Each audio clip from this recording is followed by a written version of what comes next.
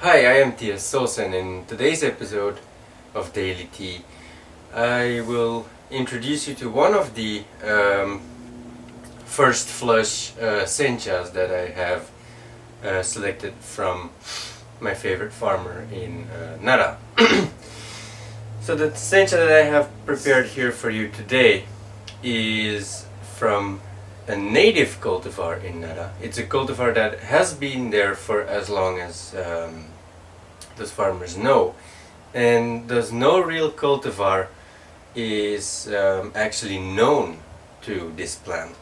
So it might have well been that this tree just existed from before cultivars were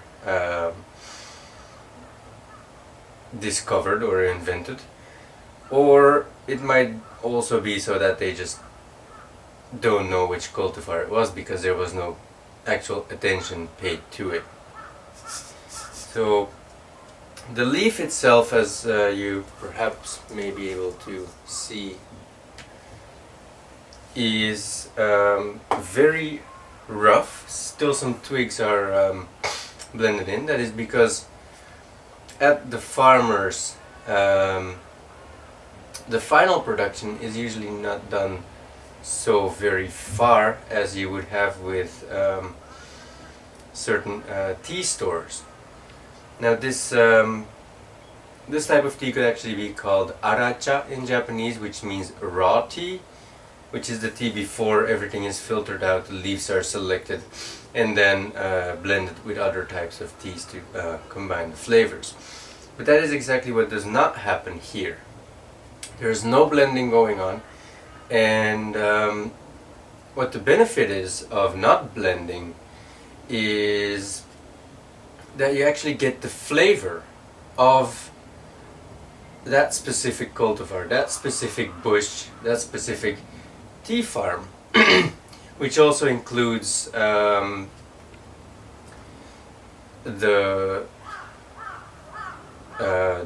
soil, so the quality and the condition of the soil. And this tea was produced in Nara, quite high up in the mountains. That adds to how cold it is in winter, and the climate's usually very low. So it's compared to Kyoto, for example, a lot colder in this area. And the soil is a mixture of red and yellow,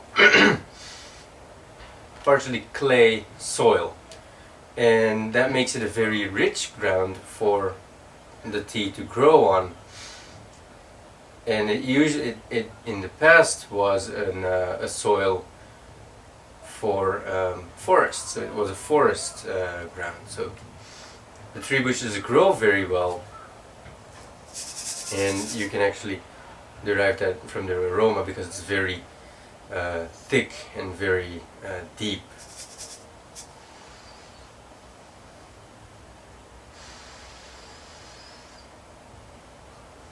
It's not very sweet, still has some little bit spicy to it, especially because this tea is just harvested not even a week ago. So let's say I give the brew a try. I'm just going to make 1 cup just for myself to try, and I'll neatly measure the amount of leaves, which is for one person 2 to 3 grams.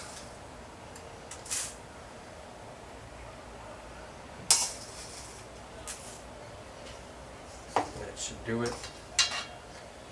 And this cup is about 120 cc, so if you fill it up for about an 8, then you get about 100 cc's. Now this tea, actually, what happens with organic teas is, because they're not blended and they're from only one cultivar, we might feel that they're quite pale in flavor and quite monotonous. But the reason we feel so is because the other tea, the other sencha that is sold at big tea companies, tea stores, etc., is that they are blended, and by blending you get different types of cultivars, different types of soil, different types of flavors that mingle in together, and you get layers. So the taste becomes much more complicated. Well, this tea only has its single flavor. It has the flavor that has been created, as I said, due to the terroir and to the specifications of the tree bush itself.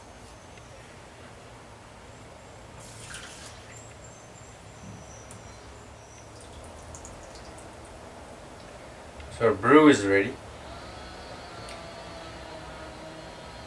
It appears to have a bright green color already.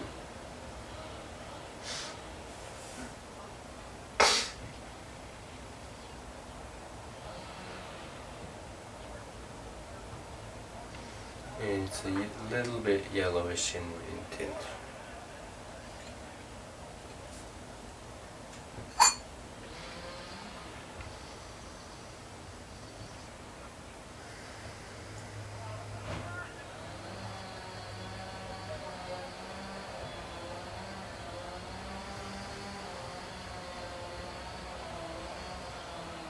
There's quite some sweetness to it. And there's also something spicy.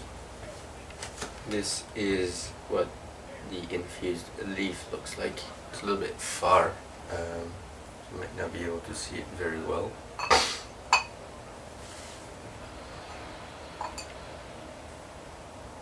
And now let's give the brew a try.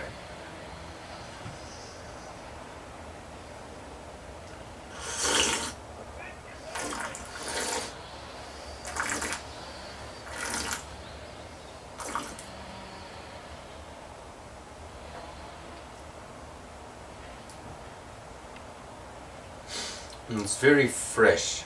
There's a little bit of bitterness, but it gets pushed back by its sweetness. This native cultivar appears to be quite sweet in flavor, and of course there's also still the scent of its freshness because it's not even 1 week old. There's still that tingling touch of the the first flush sencha tea in there. This will gradually become more mild and rounded after a week or two. Yeah, but its sweetness is really overpowering.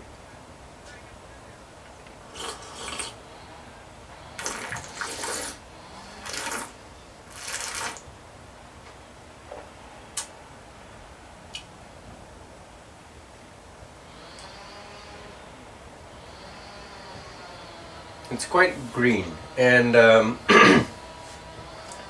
its bitterness is not something that is really disturbing. It's got a little bit of its bitterness and then sufficient freshness and sweetness that rolls over the tongue in the back, in the aftertaste. So it's not something you'd say that would be too bitter for anyone, and might be actually quite agreeable to drink just on a daily basis.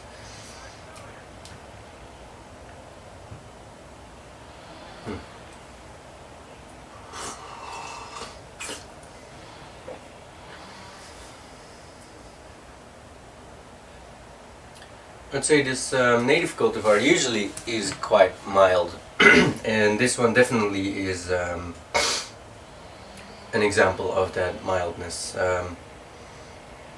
If you'd be looking for a sencha first flush new tea of this year that is not too green, not too bitter as you could have with certain senchas of other cultivar kinds as well, and are just looking for something fresh and sweet that is easily drinkable, then definitely this native cultivar would be my recommendation. So that was my introduction to this native cultivar first flush harvest tea. It will be available on the homepage quite in another few weeks, and I hope you enjoyed this video, as well as I hope you will be enjoying the tea when it becomes available. Thank you for watching.